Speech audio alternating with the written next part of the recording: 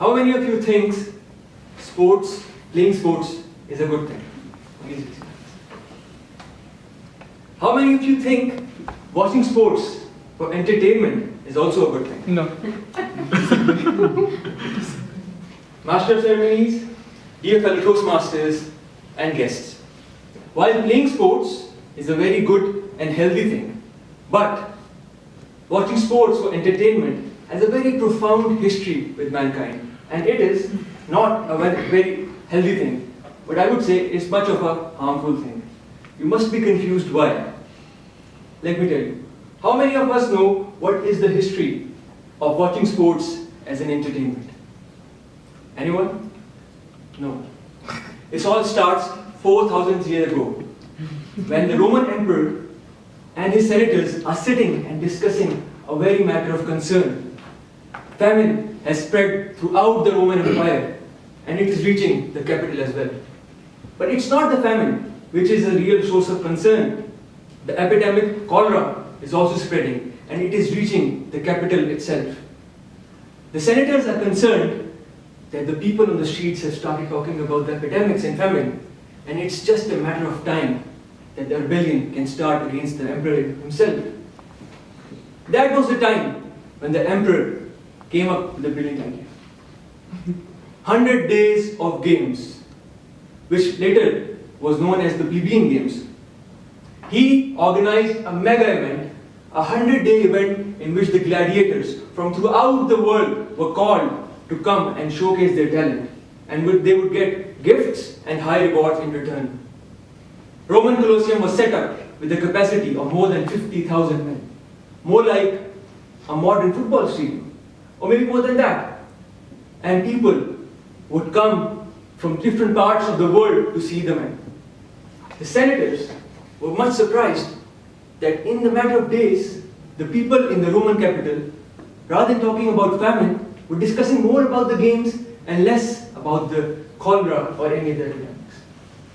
And by the time when the mega event started, all the people in the Roman capital, no one was talking about the famine or cholera, all of them were discussing about the games. Dear fellows, 4,000 years later, today, in this modern world, we as people, where we claim ourselves that we are the most informed, most aware people on the world, we are nothing different than the Roman people in the capital at that time. How many of you think, how many of us during our normal discussions, in our normal discussions, sports and entertainment supersede the main global issues, such as global warming, climate change, or the poverty in the third world countries? How many of you think it happens? Or you might feel ashamed, but if I ask you here, what is the structure of a Champions Trophy in a football match, which is a very complex thing, half of you will be telling me, this is the structure, this is how the points work. But if I ask you, do you know, in the last 60 years, 40% of the wildlife in the earth got extinct due to deforestation and cutting the trees for the plantations. You'll be surprised, but this is a fact and this is happening. The thing is, we are all concerned, we are all thinking that we are very educated people, we are very informed people, but what we have done is nothing. And our leaders have done the same, what the Roman emperor had done at that time. The only difference is that at that time, they were doing games for 100 days, and now we are doing games for 365 days a year. Dear Toastmasters and guests, you will be much surprised that we, who claimed ourselves to be the most educated people, our times is not much different than times of those Roman people. And at that time, you will be surprised to know the people, the gladiators, or the people who would come for sports was seen as the celebrities themselves. And some of these celebrities were even more higher paid than the football players or the sportsmen at this time. According to the historians, our research shows that one of the main game player, one of the chariot leader at that time, whose name was Gallius and second name is Appius, very difficult to pronounce, but he at that time, by the end of his career, was able to have a fortune, if converts into real money for this time, around $15 billion. which was 5 times more than the fortune of Michael Jordan, who is considered to be the most expensive and most rich player of the modern times.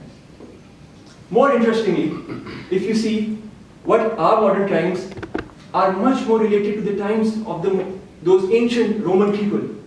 You know, in that time, at the Roman Empire, the government or senators were spending more than half the money on the development projects such as to fight the famines, and more money was spent on these mega games. As per the report of the last year, if you see, the total amount of money spent on the humanitarian activities in 2017 in the whole world by the whole governments, the total globally was $28 billion. And if you will be surprised to know that in one country and one game, American football, and only USA, the revenues they collected in 2017 was $13 billion. Just imagine how much together as people we are spending money on sports and how less globally we are concerned about these things. Dear friends, this brings me back to the same question. Do you think sports, watching sports as an entertainment is actually a good thing? No. Or it is something which has distracted us from the very, very real matters, from the things which actually make us human beings, the things which actually we need to discuss?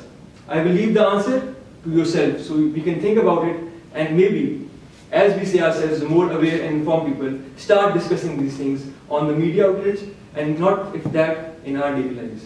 With this, back to you, Madam.